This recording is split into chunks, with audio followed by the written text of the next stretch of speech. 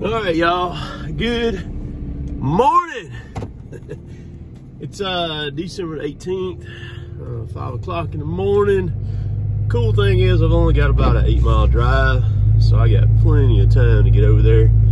It's very cold this morning. We're showing 25. Wind's blowing a little bit, kind of out of northwest. I've already got a stand set. I'm on bow hunting again this morning, bow hunting yesterday afternoon. Y'all just probably seen some of the clip, or may see some clip after this of the afternoon hunt and do that.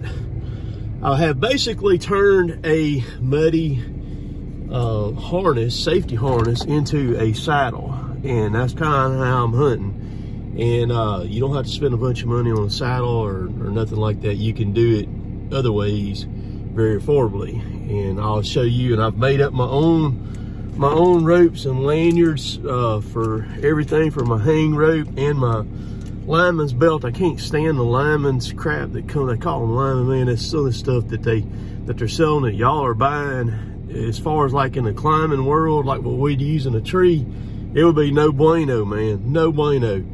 And after the season, once I get everything perfected, I'll show how I've got my system set up and show you how you can make your own and get by without, not spending a ton of money for like the saddles and things that some of the guys are buying and using. But anyhow, I got to grab something here in my shop, and I go ahead and put it on now. It's on. I'm ready to go. All I got to do is hop out, grab my bow, take off, go get up in the tree. So I'll be back.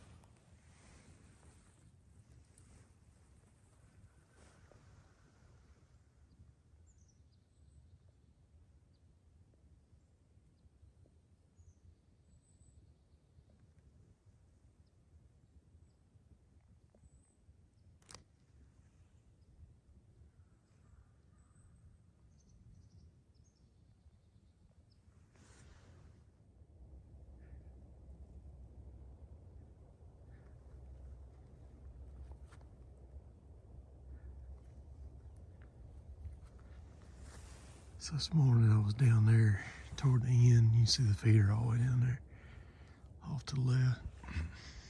So if I hunt this anymore, I'm gonna come on up probably about midways or so. This is all new, and I recently moved that feeder down there. And what the deer were doing is they were coming down, and when they got about 70, 80 yards from the feeder, man, they just slammed on the brakes. They still ain't come into the feeder yet. I got a camera down there where I can watch them. And the main reason I came down here was to swap the battery out on that camera, because the cold the other night got it on Thursday night. So I opted to go ahead and hunt while I was going to swap the battery out. But once they start coming to that feeder, then I'll move that camera somewhere else. But I want to know when they start hitting it. Right now, like I said, they're not. I got to do a little bit more work. This is an old road. Went down this right side, and I just kind of roughed it in with the tractor and the bush hog and the disc. I got to come in this metal, bring my mini over here, remove that trash in the middle, those a bunch of little stumps and stuff, and finish fixing it on up. Probably end up putting a box in right here. Take this dead pine down, where you can see that away and that away, and down through there. Those deer travel this over here. There's a creek down there. They travel that creek a lot. Going down, heading down there. It's kind of ends up almost in a funnel down there. So where that feeder is, it's still probably about another 80 or 90 yards to the property line there. But it's a good morning. I seen 6. One small 8-point, about a 12-inch wide.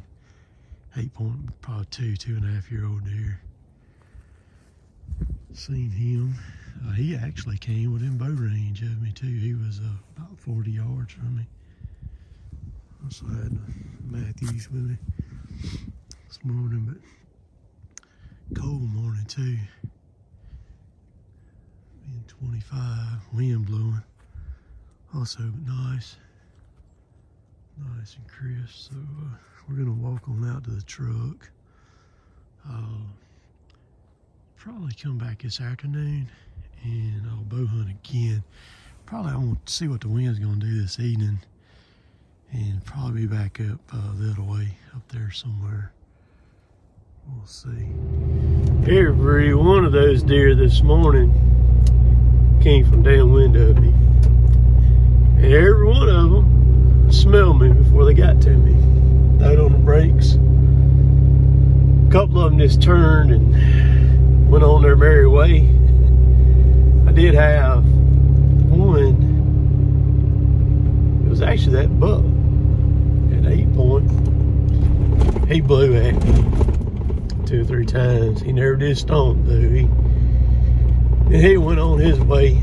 He only kind of eased off out of there, went out there about 100 yards, and he stopped and just kind of started browsing around, you know, messing around. I don't know. That's the reason why it's called hunting, and it's fun, because you never know what kind of situation you're going to be presented with and what kind of challenge that you're fixing to have to deal with either. That's why I like it so much.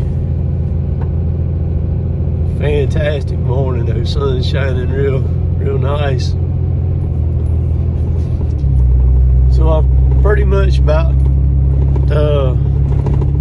converted where I'm almost kind of saddle hunting, kind of makeshift saddle hunting. Got my own roast made up and everything, and I'll show how I do all that, and anybody can do it. And just I'll tell you which ropes to get, because I'm not using your normal 11.7 millimeter stuff like that. I'll drop down to 8 millimeter climbing ropes, and the gear will still work on that. It'll work from 8 millimeter all the way up to about 12 or 13 millimeter ropes. But so it works good. It's light, it's easy to use, work up. So when I'm up in the stand, and that long stand, I can lean back and fix it where it comes over my shoulder, and I can lean forward into it when I'm sitting down, you know, and just get really comfortable. Because used to, years ago, I hunted out of lock-ons, the real aluminum lock-ons, and being a couple of my friends, we had several of them. I had like 8 of them myself, and the darn seats on them were horrible, man. They were just awful to set in. We worked on those things and never could really get a seat that would work right, because they had an aluminum bar that folded out. Your butt kind of went in like a little dip. But that aluminum bar, man, it would kill the backs of your legs after 30 minutes or so. But the other thing too, those were aluminum, and they had aluminum grate welded on them, and I had 2 or 3 of them that were very noisy. Like they would creak and pop. Like if you stood up or something, you stepped in the wrong place, man, that thing would pop, make a sound. The Lone Wolf stuff though is pretty much, that's a non-issue, because it's a solid piece of aluminum that it's cut out of. But back in those days, I climbed with to go up on tree climbing spikes, gas. Go up, hop in the tree, didn't even use a lineman's belt or what we call a lanyard in the tree climbing world. Just grabbed hold of the tree, walked up and got where I was going, strapped the stand, even strapped the stand without a lineman's belt, strapped it, got in it, hunted, do what I was gonna do, come back down. Never wore a safety belt either. I do wear a safety belt, safety harness now. That muddy, the way I got it set up, I can, like what I was just talking about, do all that. But anyhow,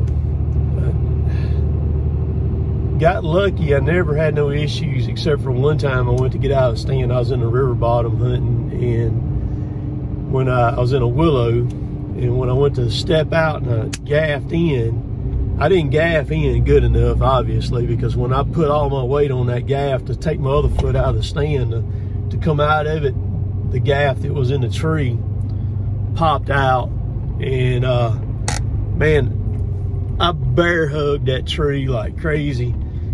I ended up going down till I hit the stand. It about tore my left arm slap off. I ain't gonna lie, because the weight of my body at that time, I probably weighed about 140 pounds, and just the weight of that, me kind of falling and catching myself on that stand. But I did catch myself. I didn't go to the ground. I stayed right there with the stand. I caught my breath and gaffed back in real quick, and I thought, dang it, boy. But that was the only real close one I ever had. But like I said, now I don't climb with the spikes no more going up. I used the strap-on steps from Lone Wolf. They're the compact ones with the 8er. I used 3 of them because I used to be bad about getting too high, and so I try to only stay about 15, 16 foot now. And once I get in there, then I'm strapped in, locked down to where I'm good to go. But I seen last night Brian Hollis talk to him. He made a post on Facebook there, and he got in one of his stands is a Millennium hang-on stand, and when he got in it, he hadn't even taken his backpack off yet. When he got in it and stepped in it, the chain either pulled out or the hook on it broke or something, and he came down, all the way down, landed flat on his back. The stand kind of nosedive like that, and he landed flat on his back. And he just recently had back surgery a couple months ago, I guess. And when I seen it, I texted him. He said his back was okay. He said, but it broke a rib. He couldn't get a text out. And it's like where I was hunting this morning, phone service sucks right there, and where they're at down there, phone service sucks for them too. But he couldn't get a text to go out to get the whole Jake and Jason both were down there. Brian ended up getting out and driving himself to the emergency room there, and that's when we found out he had a broke rib. But he got lucky, because I know 2 other people personally that have fallen out of a tree stand. One of them, both of them, it messed him up pretty bad. One of them messed him up real bad. He had to have, it just disintegrated his leg and everything. He had to have all kind of surgery on it and stuff. But man, stuff's so bad, and I don't ever tell nobody where I'm going. I don't like to, because I don't like nobody to know what I'm doing, They'd easily find my truck like this morning, find my truck, but it'd take them a little while to figure out where I was. I know that's a bad thing, but people talk, like even close friends, I don't even tell them what I'm doing, because you tell somebody about deer or where you're going to be at, and then other people talk. The next thing you know, if you're seeing something, a lot of times people start talking, they show pictures, and what have you. Then somebody else ends up killing a deer that you've been working on for a while. So that's why I do what I do, and it may bite me one of these days, but it is what it is. And I've always been a loner and hunted by myself, and that's just how I roll and everything. So I never disclose very much information. What I'm doing right now with y'all, as far as like what I showed yesterday in the video, and then this morning in the video, that's a lot for me to let out there in the wild for others to see. But heading to the house, I'm almost to the house. I'm gonna do some things, get this video up, got a few things to do, and then I'm gonna go back this afternoon and see what I can do, see if I can see anything else. I may be back in just a second. Well, I did talk to Brian a while ago, and asked him, I said, how sore are you today? And he replied back bad in all caps. He said he couldn't hardly move this morning. But my concern was his, you know, with his back surgery that he had a couple months ago. So obviously that took and did very well, if that don't give him any trouble. But he posted a picture of the stand there where it had twisted off on the tree and nosedive, end of it nosedive down, and so what, when you do fall, you go to the ground quick, fast, and in a hurry. I mean, it just like that, and you're laying on the ground. I've never fallen from that far up, from 12 or 15 foot, but you know, I've been 5, 6 foot up before and have something happen and end up down on the ground or on my back or something. But yeah, boy, y'all have a great day. We're gonna catch y'all later. Later, taters. One more thing before I get off here. There's quite a few hunt apps out there. You know, you got onX, Hunt Stand. Gosh, there's several of them there. I've used 2 or 3 of them. Never paid for one yet, but want to see what y'all felt like was the best hunt app out there, the best paid app out there, and why. You know, if you've had experience with it, just want to get some feedback on it and see what everybody's thoughts are on it, if you're still watching here. So put it down in the comments down below and let me know.